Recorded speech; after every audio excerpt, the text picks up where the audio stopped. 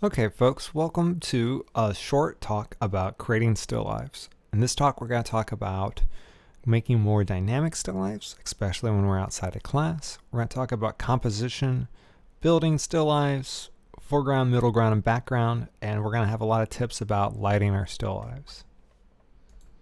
So we're going to be drawing. We're going to draw a crumpled piece of paper that's going to be in a larger still life, hopefully.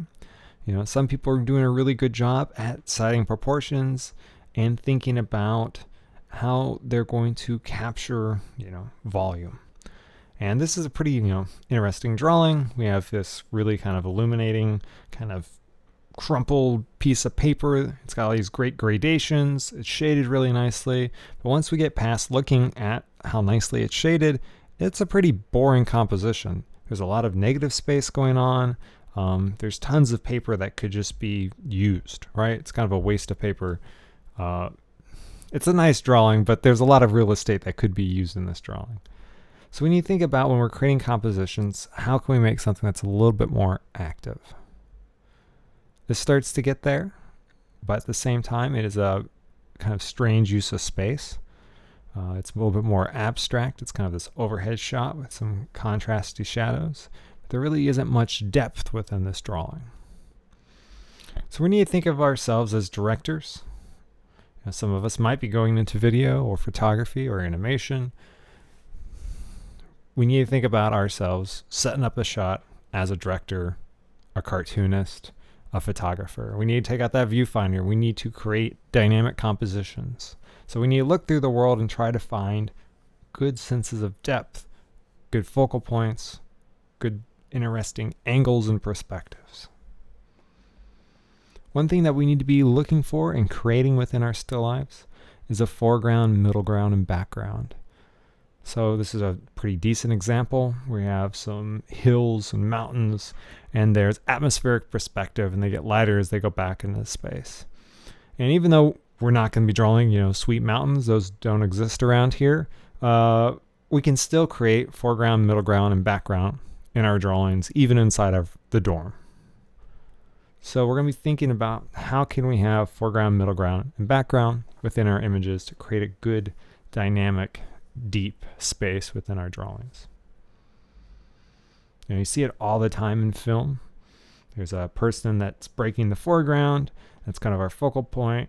And then our eye gets led back into space to the characters on the left. And then our eye gets pulled, to the helicopters, and then all the way in the background on the far right, there's another group of people. So when you think about how we're leading that eye around the composition, right now we're probably using shoes and cups, which might be a little boring, but down the road it could translate to people and helicopters. You can always have objects that separate the audience from, the focal point. Like we have these bars. In the foreground, we have a person that's in kind of the midground, and then our focal point's actually in the background in this image. Here's an example from some Mokuhanga prints by Hiyoshige. We have to look through the weird twisty tree or past the poor turtle that's hanging in order to see the composition. You see this a lot of times in comic books and in manga, where we have to look past something in order to see the rest of that scene. So you have to look past the fence. You have to look past the fence in this one, and then you get to see the steps, and then you get to see the other fence, and then the space keeps going farther and farther back. So having something we have to look past is a good way of making deeper space within our images. Even though we're creating a still life, we can still have that foreground, middle ground, and background. So we need to think about depth within our images, not just a focal point in the center of the page. Here's a piece by Ryan O'Malley. He's a contemporary artist. And it has a really dynamic, sense of space, sense of lighting. It's really dramatic. It's actually some pretty simple objects. It's some cans and a spray paint stencil. So it's about going out and spray painting things at night. And in this image, he's thinking about folds. He's thinking about reflected light. And he's also really thinking about composition and trying to show space. There's that can in the foreground. It goes back to the other can in the middle, and then the very far background, there's that spray paint stencil. Or in this Audrey Fleck painting, where it's a lot more complicated, but there's still a good sense of foreground, middle ground, and background. And she's really consciously thinking about how she's going to take your eye around that composition. You probably go to the skull, at least that's what I go to first, as the focal point. Then you go over to the other skull. Then you go to maybe the tarot card, to the portrait. Those grapes take you back to the skull. And then you probably, start to look at other objects in there, and your eye is constantly being looped around and around in that composition. So when you think about, that eye movement that happens within an image, that makes it interesting and one to keep us looking at the image. So let's talk about light. So that's another really important puzzle to this thing that we call composition. So there's 4 aspects of light. These are basic attributes that we can control to some degree that can really change how our image is going to look. So they're intensity, angle, texture, and color. And in this class, we're not going to be dealing much with color because we're going to be doing black and white drawings. So intensity, I think we all could understand that. It's going to be the brightness of our light source. So it's maybe a really intense sun, or maybe it's fluorescent lights in your apartment. The angle is going to be that direction that the light strikes an object. So if the light is coming from the side, it's going to have more texture and dimension. If it's coming straight on, it's going to be flatter and more washed out. And we can see from this kind of diagram here, where some photographer, took the styrofoam head and they moved the lights around the head as they took different photos. And you can see when it's straight on, super flat, you don't have that much, volume. As you go 45 degrees, it starts to get a little bit more interesting. We start to get more gradations. When it's dead on again, it's going to be really, really contrasty on the side. When it's on the back, we get that nice kind of hairline lighting. So you can think about where you position lights in order to have more gradations, deeper shadows, highlights, those types of things. Texture is another important aspect of light. Texture is kind of made up of 3 different things. It's going to be the size of our light source. So is it as small as a candle? Is it as big as the sun? The distance that object is from a subject. So is that candle across a street? Is that candle in the room with you? And then is there anything filtering that object, filtering that light?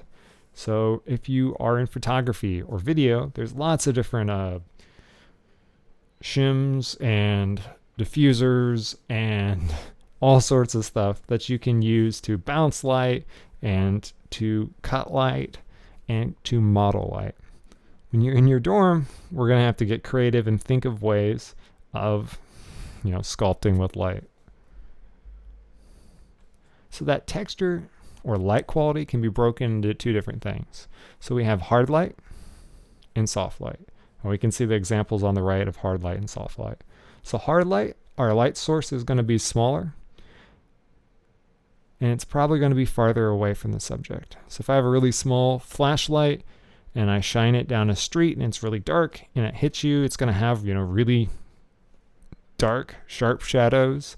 You're going to have like really long shadows on the road, right? If I have a big light and it's close up to you, that larger light, the light's going to wrap around. There's going to be more gradations or maybe no shadows at all, but there's going to be more smoother values throughout the image. So if there's a light that's closer or it's bigger, you're going to have more smoother shadows. If it's smaller or farther away, you're going to have more contrasty, sharper shadows. If you want to make a light, softer in your dorm, you're having some trouble doing that, the easiest way is probably just to take a piece of paper and tape it around it. Make sure it's not going to catch on fire. Check on it every so often. So some of the functions of having good lighting is really important. If I'm going to go shoot a film, good lighting is going to make it look real and interesting. Real lighting is going to make it look super fake. And we can see the difference between these two films, the one on the left, there's a light on top of them that makes their hair glow. There's another light that's hitting their face that's making shadows pop out. There's a light behind them that creates this deeper sense of space in the room. Then we go to the other shot, which is like surveillance footage. It's just fluorescent lights in the kitchen, lights from outside, and it looks super washed out, really kind of unsettling and very fake. So the functions of light, it's going to illuminate, so it's going to make things bright so we can actually see it. So another function of good lighting is separation. So lights can be used to create a deeper sense of space and a kind of control how we view that sense of space. So we'll go back to that image of the Hobbit where we have, lights on top of them. There's a light on their face, but there's also that candle in the background that lights up that back wall, and that makes them kind of pop out of the background a little bit more. And we can see in this image on the bottom left, I have no idea where this image came from. I often kind of like to look at just shots where I don't know the context and think about how, the cinematographer was thinking about lighting, thinking about composition, and using those in order to tell a story. So I get a vibe that these two characters maybe just got in a fight. Their backs are turned to each other. There's a lot of space between them two. And they've set up lights to reinforce that sense of space. There's a light on the guy's face, so we can see his expression. And there's that light yet again in the background that highlights the lady and also highlights his shoulder and makes that sense of space a lot farther. So we can use lighting to separate our compositions. You can see in this image, which is very creepy, there's a guy, some like Roman king looking dude, staring at us. He's really dark. There's a lot of psychological space between him and the creepy kids that are staring directly into your soul. So we can use lighting to show separation. We can also use lighting to selectively focus in on things. So our eye is going to go directly to that guy with the candle because it's really bright and it's the focal point. Or the lightsabers that are clashing, or the lady's face, because it's got a lot of contrast right there. So we can use light to selectively focus things. Good lighting will help make things look more real, and it'll help model objects. So if we have nice gradual lighting, we're going to have every category of light. So we can use to kind of show more volume by having good lighting. And we can also evoke, emotions and moods by how we light a composition. We have really dramatic lighting. It might look really creepy or kind of glowing or very weird and spiritual, like that skinny looking dog thing up top. So we can really set that mood of a composition by how we light it. So we need to think about how we're setting the scene, how we're organizing objects, placing lighting, where we're sitting and looking at our still life and drawing it, and how can we use those things like foreground, middle ground, background, soft lighting or hard lighting to make a more dynamic composition. I know it's tricky. You might be working outside of class, or maybe if you want, you could always get the door codes from me and come in and work in our classroom outside of class. But if you're working at home, in the dorms, in the apartments, you're going to have to get creative. You might have to build some things. You might have to move some lights around. You might have to take a sheet off the bed. I don't know. But I wanted to just show a quick example of working with really basic things and making a still life that looks a little bit more dynamic. I started to make one around my studio, and I first started off with the normal stuff in my studio, but then I wanted to get really super basic. I just took a old lamp that I had. That was my only light source. And then I went and found like some super old Chucks from undergrad and some headphones, like the most cliche things that you always see in still lives. And I made a still life from that. So old lamp, dirty old shoes, headphones. And instead of putting my shoes in the middle of my composition and not having anything there, I grabbed a sheet and I put that down and I made some folds, and I stacked some things up, and I thought about creating some depth. Now this isn't an amazing composition. It's something I did in maybe 5-10 minutes, but I was thinking about where would I be sitting at and looking, where'd my light source be to create shadows, and how can I use lines and shapes to kind of create eye movement within the composition. So my headphones are in the foreground. They're breaking the frame at the bottom, so it creates a deeper sense of space. My focal point is that jack for my headphones. It's got some more dynamic shadows around it. It's on the rule of thirds. It's on that intersection. It's in the midground. And then the background is the chucks.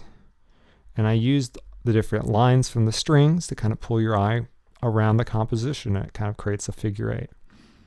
So think about how, if you take just some, normal everyday objects, think about the angle that you're drawing from, how your shadows are being created, how you're creating some eye movement can make a more dynamic composition than this. So go grab some stuff, start moving around some light, start building different compositions, and let's get drawing.